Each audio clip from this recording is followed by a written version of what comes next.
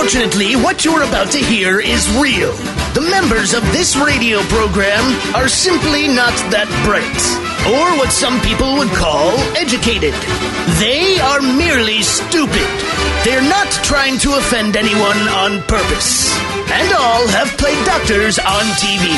You have been warned and are cordially invited to join the party.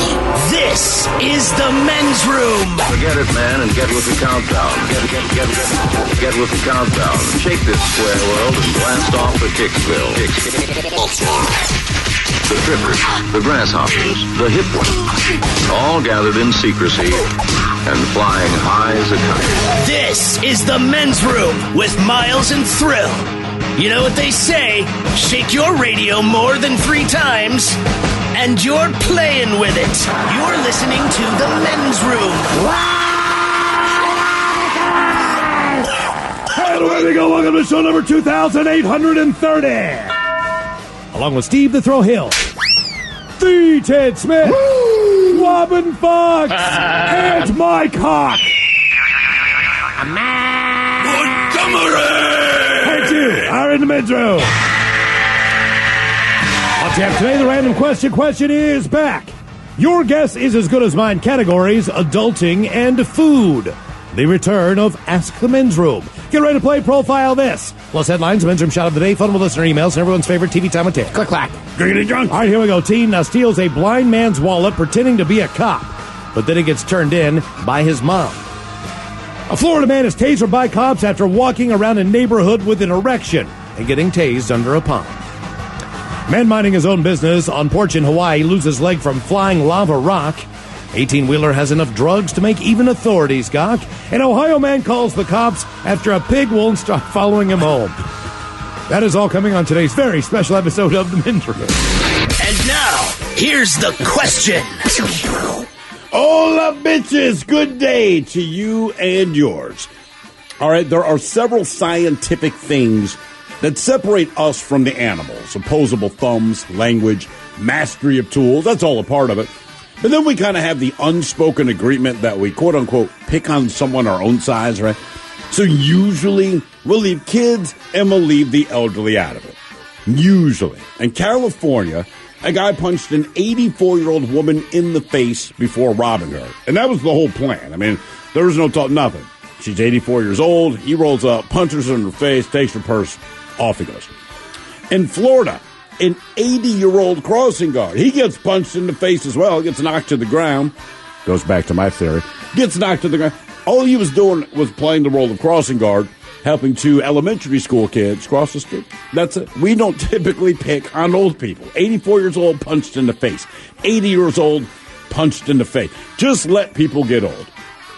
In fact, there's the story of the world's oldest woman. Now, I will not even try to pronounce her name, but she lives in Chechnya. And unlike most people who live long, healthy lives, she says, and I quote, "Long life is not God's gift for me, but a punishment. Looking back at my unhappy life, I wish I would have died when I was young." Good times. Oh, yeah, we'll share her story coming up, man. It's, man, oh, man, you just don't feel better at any point going through it. But listen, these are the stories that we've seen that have led us to many, many questions. Questions we'd like to ask you in the form of our random question, and this is how it works. You call us, we will ask you a completely random question. And after you answer our said question, we will then share with you the story that inspired it.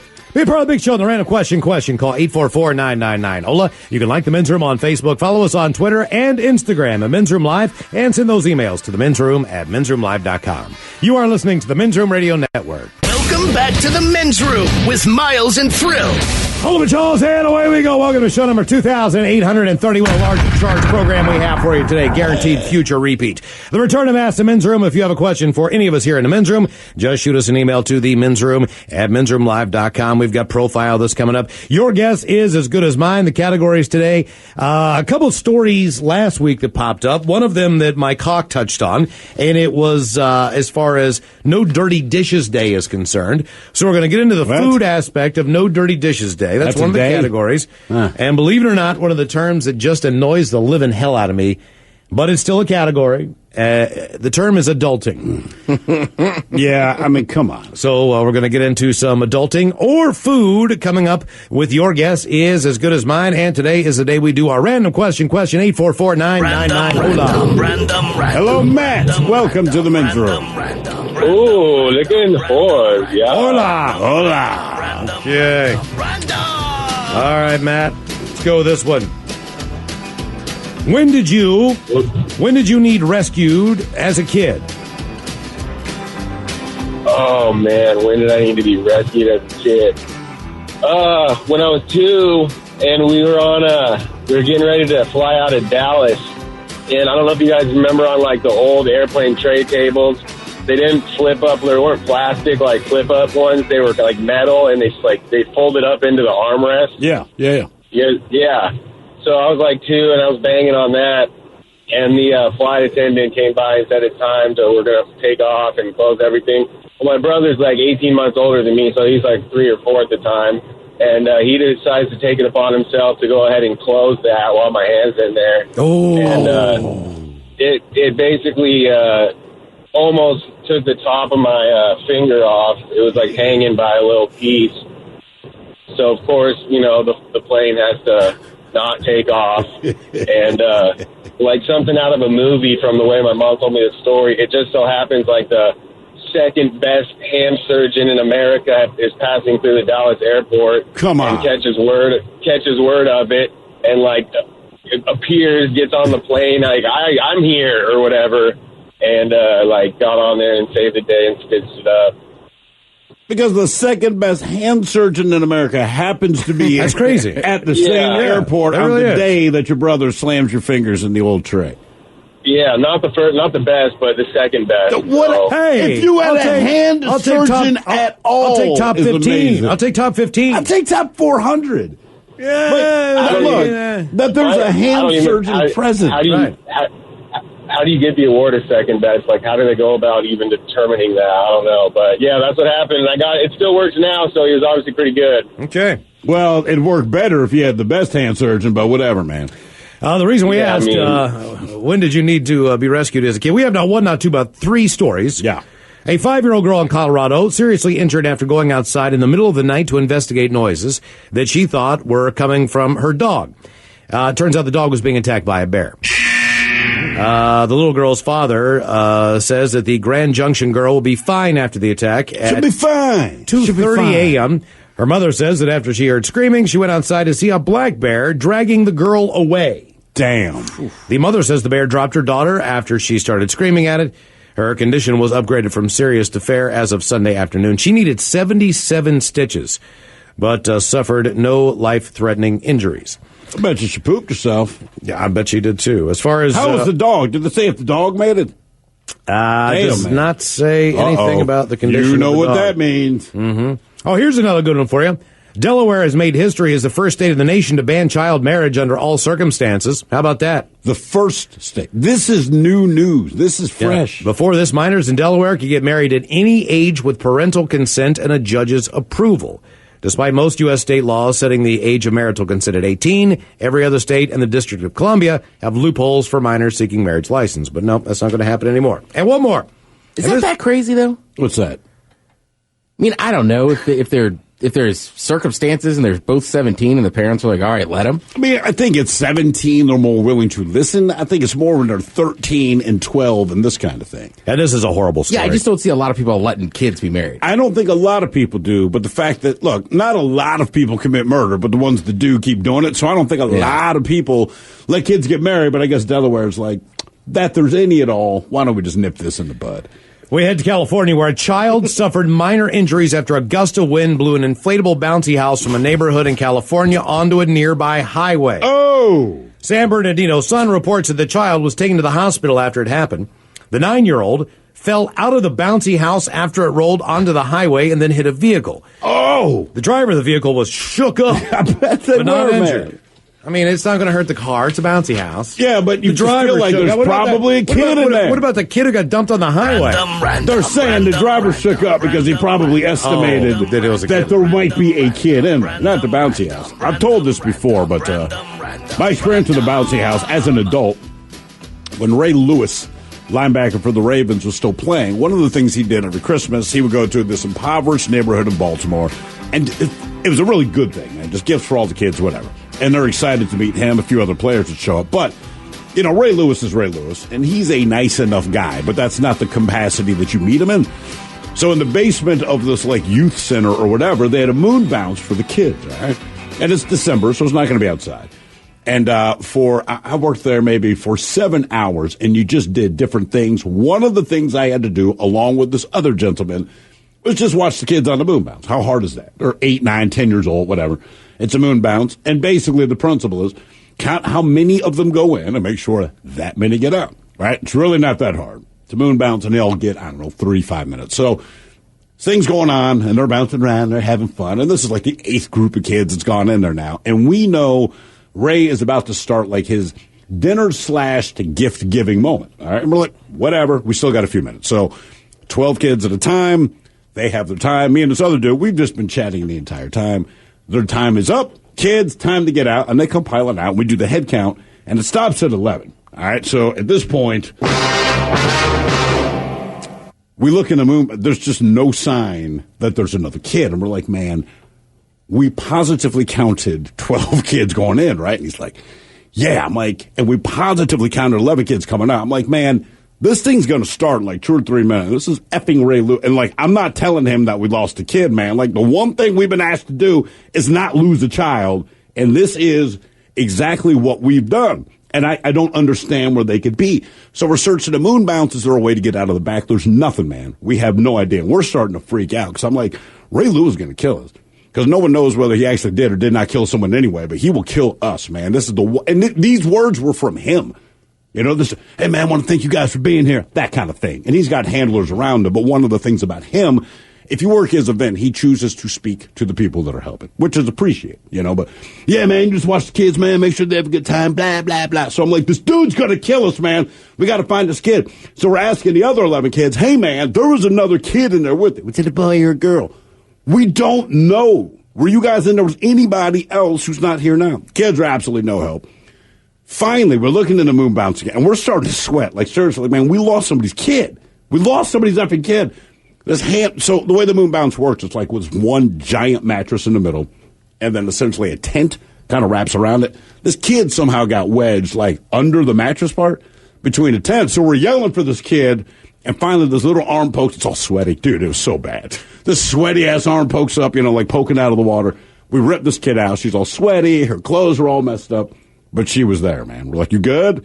You all right? Yeah, I'm okay. We're like, don't tell Ray. Mm-hmm. Don't tell Ray. Yeah. I seriously thought, I'm going to be killed because I lost a kid on a moon bounce. And every time I hear about a moon bounce, that's the only thought I have. I just can't believe I would have a hard time if just knowing that Ray Lewis know me or would have my phone number. He didn't know me. No, but I mean, he just knew I was there. No, if the phone rang, you know, like if I knew Ray Lewis, like this is going to take for like 5 hours. Would you give that man your number? He knows. Would you? If he even no, because Mom, it's been great to meet you, man. Even if you let's trade digits. Even if you, you'd regret it. Even if you didn't answer the phone, the voicemail would be like, I know you're not answering the phone. You know what I mean? I heard your show today. I don't like what you said, man. You need God in your life. Yeah. If the horse comes down from the mountain and it's carrying 4 buckets of water. And the thing with Ray is, you have no idea where this is going to go. Even when the message ends, you know it'll just be another call. I ain't done yet. Could you imagine? I mean, seriously, if you gave that guy your phone number, you'd be screwed. You'd be like, oh, no, man, what do I got to do? I'm at dinner. I don't want to pick up the phone. I can't take this. Is going to take 45 minutes. I don't have enough battery. I can't talk to her. Hey, he won't even let me talk anyway. Like, you think it would be cool. No, it would be horrible. It would be horrible. It's like, oh, man. I'm not giving you my number. He's not doing anything you want to do. No, but he wants to talk to you. Because, brother, if it feels like you need some help, you're going to get that help whether you want it or not. I will run a phone intervention on your ass. Exactly. Yeah. And it just doesn't make any sense. None of it. And the zebra. Look down. The zebra and the tiger both have stripes. Who's scary? Hello, Wade. Welcome to the men's room. Hola, bicholos. Hola. Wade, let's go with this one here on your random question. What meal would you say that you eat more than any other meal? You're cooking at home. It's just your go-to thing. Ribeyes. You make ribeyes. Damn. All right. How often do you have a ribeye? Probably once a week. Is it like a reward? Like, you know, on the Saturday or Sunday, you're going to fire up the grill. It's like it's ribeye night? No. No, I'm just a single father, and we live out of an RV, and I barbecue a lot. Yeah, I bet you do. What else do you make besides ribeyes? Oh, I'll do like garlic, herb stuffed chicken breasts. I'll do. You're making the RV life sound all right, I know. brother. I'll tell you that right now. I want one of these RVs. What are your kids least happy to see? Like when you start cooking, what's the one with the rolling their eyes? Oh, probably if I'm doing the big brats, most likely. He's not a brat kid, but He will be. Yeah, he will be. no, our RV life is awesome, dude. I live right on a lake. Easy, cheap overhead. I'm fully mobile and self-contained, so I love it. How often do you? I mean, are your kids in school? No, he's 19. Okay, so you can pick up and roll anytime you want. Yeah. How often do you move around? Oh, we used to move around a lot because he used to race motocross and was pretty heavy into it, but now he's older and his interests have changed into female anatomy and cars. All right, well, that seems to be pretty standard fare for that that's age. about right. Yeah, and that never really really changes, does it? No, but it finally happened, so now he's a little more distracted, so How many? it is what it is. How many miles have you logged on that thing? Oh, I'd have to see, I bought it in 2013. I've logged probably, I'd have to say 25 to 30,000 miles. And what is your favorite? What is one of your favorite roads traveled? Oh, my favorite road to travel. I don't know. That's actually a good question. I don't know. I really don't have a favorite road to travel. Okay. All right. Although when we went up to Canada for the Canadian Arena Cross Nationals, we were 6 hours across the border. That was an interesting drive. Yeah, it is. Hey, how thoroughly do they search your RV, right? Like, I've gone across the border in a car, and, like, there's the trunk and there's me. But I feel like if my ass were in an RV, I completely understand. They'd want me to step out and give it a thorough look. Actually, I went right through without a single problem. I mean, right there, that is a single problem. Well, all the weed and blocks to sell at the race. All those motocross guys from California. The reason we asked what meal do you eat more than any other, I think if I look just based on, my stepfather was Italian growing up. Every Sunday. But he's not now. That's every Sunday. No. Now he's German. Every Sunday, based on the show, he still makes pasta to this day. That is the meal. It's an early supper. Now, does he make the pasta himself, or? Yeah. No. Just the sauce. All right. Yeah. Just regular dry pasta. But it's pasta every Sunday. It's normally at 1:00. It's in the afternoon. Is it that early? Yeah, they eat. Well, whenever they get home from what they used to do, if they went to church, they don't do that anymore. But Would they stop going to church after the kids moved out? Yeah. Wouldn't you rather that be reversed? Right, exactly. As a kid, like, yo, man, you don't need to go because I'm here. But I think pasta's probably been the meal that I've had more than any other. I love pasta. I mean, I like pasta because, to me, it's like, look, if you just have pasta somewhere in your home, whatever else you have, 9 times out of 10, add pasta and now it's a meal. Yeah. Right? I made a lot of pizzas. I've made a lot of things with sauce and cheese. Right? I mean, that's pretty much it. Done a lot of grilling, but I think that's probably the most consistent as far as pasta, cheese, and sauce. Just like turkey sandwiches count as a meal? Yeah. If you eat a lot of them. Like not as much you anymore. Eat a lot of chicken and broccoli. I like chicken. I'm trying to think like cooking chicken, but over my lifetime, I bet I made more turkey sandwiches than anything else. Anything else? Peanut butter and jelly. Man. If we're going for just what I've made more, absolute peanut butter and jelly sandwiches without question. Okay. I would put pizza on there, but I've ordered a lot of pizzas as opposed to like cooking them in the oven. Right. Yeah. Oh, you're just saying your favorite meal. What meal do you eat more I'm than still any probably eating more peanut butter and jelly. You know what? I'm still probably going to go pizza. Well, partly because the reason we asked, it's superstition, and partly because he likes what he likes. Alex Ovechkin of the Capitals there, the Washington Capitals, Ted. No, don't give up yet. Excuse me. You said that in another round. Just wait. He eats the exact same thing a few hours before every Capitals home game, and he's been eating it since his rookie year. It's chicken parmesan with pasta, mushrooms, bread, and then 4 different sauces. It's the kind of thing you'd want to take a 5-hour nap after eating, according to the coach. It's from Mama Lucia's But the restaurant, I guess... Is it Lucia's or Lucia's? I don't know. Is it Lucia's? Is I that think what it's it's called? Lucia. That's what my family there. calls it. All right. It says we have a I know chef it's here right. who prepares our pregame meals. Ovi always orders the same thing, a Mama Lucia, which is this pasta dish that's like chicken parm with noodles, bread, cheese, the kind of thing you want to take a 5-hour nap after eating. He makes a big display of it, too. There's no shame in his game. It'll be 11 in the morning, way before anyone is even thinking about eating lunch. And Ovi will walk into the dining area yelling, Mama Lucia, Mama Lucia. I don't know, it's weird. But it seems normal now. ESPN did a story about it. Now it's being picked up by the Washington Post. How many seasons has he been playing? If he's done this... He's 32 years old, so how long has he been playing? It's got to be at least 10 12, years, 14 right? years. I was Yeah. going to say it's probably like 13 years. He hasn't played forever. I will say that story alarmed Miles and I for two different reasons.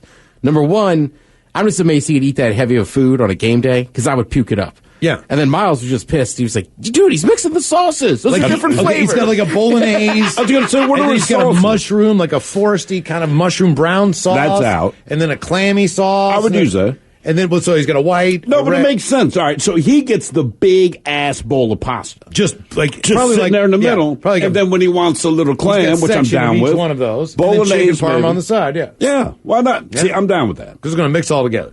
I would not. I don't need the mushroom earthy stuff. Right, that's but- the problem with that. Right, right. But the other ones, And I'm then he's down got a with. big side of chicken parmesan. It is a And bread. huge plate of food. But you realize this is 40 games a year, right?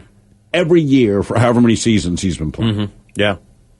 Damn. The problem with this is that when he stops playing and he continues to eat this way, yeah, exactly, man. I know a couple friends like that who stop playing football. Like, oh man, dude, you can't like have 3 steaks anymore. You got to remember that. That's not a good idea. They're giving you that for a reason. I like that he's still that fired up about it every time he gets the meal. That he's like singing a song. Ovechkin was drafted in 2004. So what's this? 13th, 14th season, yeah? Okay. Damn. Random question, 844-999. Ola, more your calls coming up. You are listening to the Men's Room Radio Network. This is the Men's Room with Miles and Thrill. Your guess is as good as mine. Coming up, the categories adulting and food. We'll play your guess is as good as mine right before we drink and toast with a shot of the day. Meantime, it is our random question. 844-999. Random. Hello, Gunner. Welcome to the men's room. Hola. Gunnar, welcome to the program and the random question. Let's give you this one here. Literally or figuratively, when were you in deep S? When was I in deep S?